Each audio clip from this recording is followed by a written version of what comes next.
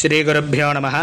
ఆనాడు పార్వతీ పరమేశ్వరుల యొక్క సమక్షంలో, దేవతలందరి సమక్షంలో వినాయకుడికి విఘ్నాధిపత్యం ఇచ్చిన సందర్భంగా ఆనాడు సర్వదేశస్థులు కూడా స్వామివారిని పిలిచి ఆయనకి ఉండ్రాళ్ళు, పాలు, తేనె, పంచభక్ష భోజనాలు పెట్టి ఆయన్ని సాగనింపారు. ఆయన ఫుల్లుగా తిని ఆయన కొంత పదార్థాలను చేత పట్టుకుని ఆయన వాహనం మూషకముకు ఇచ్చి సమాయుక్తంగా బయలుదేరుతూ వచ్చాడు. సూర్యాస్త సమయానికి కైలాసానికి చేరుకున్నాడు. కైలాసానికి చేరుకోగానే మాతాపితరులు కనపడగానే నాకెంతో సంతోషంగా ఉంది నాన్నగారని చెప్పేసి పాదాభివందనం చేసే సమయంలో ఆ ఉదరము సహకరించక నానా అవస్థలు పడుతూ ఉంటాడు వినాయకుడు. నానా అవస్థలు పడుతుంటే శివుడి పైన ఉన్న చంద్రుడు చూసి నవ్వుతాడు. ఏమని? ఏవయ్యా వినాయక, ఏమిటి నీ ఉదరం, ఏమిటి నీ పదార్థాలు ఏమిటి అని చెప్పేసి ఒక దృష్టి వేస్తాడనమాట స్వామివారు ఉదరం మీదకి. ఉదరం మీదకి వేసేసరికి స్వామివారి యొక్క పొట్ట చీల్చిపోయి స్వామివారి ఉన్న ఉండరాళ్ళు పదార్థాలన్నీ కూడా బయట బోర్ల పడేసరికి స్వామివారు మరణాపాయ స్థితికి వెళ్ళిపోయేసరికి పార్వతీదేవికి ఏం చేయాలో తెలియక స్వామివారి దగ్గరున్న ఒక సర్పాన్ని తీసి ఆ వినాయకుడికి ఉదరానికి కట్టి స్వామివారిని రక్షించిన తరువాత చంద్రుణ్ణి చూస్తుంది. ఓరి చంద్ర, నా కుమారుడు నీకు అంత చులకనగా కనబడుతున్నాడా? నువ్వేమైనా అందగాడవనుకుంటున్నావా? నిన్ను ఎవరైతే చూస్తారో వారికి లీలాపలిందవ తప్పవు అనగానే ఈ విషయం తెలుసుకున్న మహర్షులు, దేవతలందరూ కూడా పార్వతీ పరమేశ్వరుల దగ్గరకు వచ్చి, అమ్మా, చంద్రుణ్ణి చూడకుండా ఎవ్వరూ ఉండలేరు.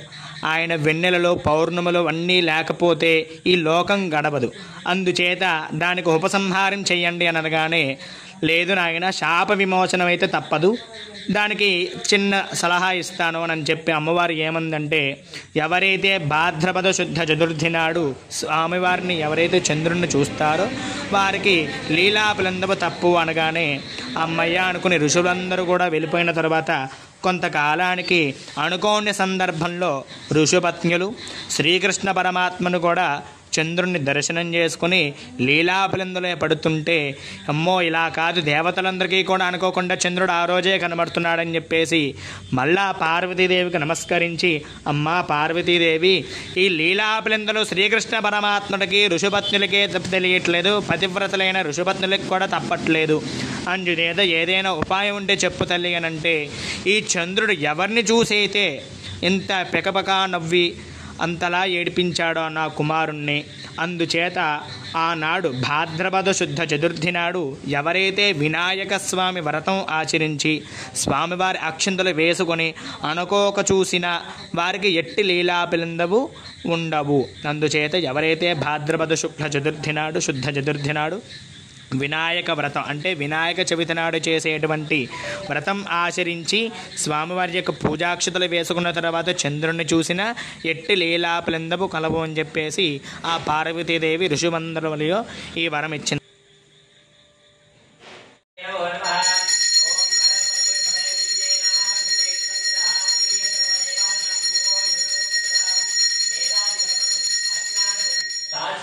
సంయుక్తం మహ్నినా యోజితం ప్రియం గృహానమంగళం దీపం త్రైలోక్యతిరాపః భక్త్యా దీపం ప్రియశ్చామి దేవాయ పరమాత్మనే త్రాహివాం నరకాన్ఘోరా దివ్యజ్యోతి నమోస్తుతే శ్రీవన్మః లక్ష్మీ గణాధిపతి స్వామినే నమో నమః.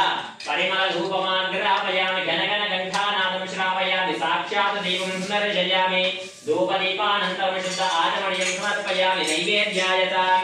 ఓం ఘోరం భవస్వః. ఓం తత్సవితుర్వరేణ్యం భర్గో దేవస్య ధీమహి ధియో యో నః ప్రచోదయాత్. ఓం ఋతం వా సత్యేన వర్షించామి.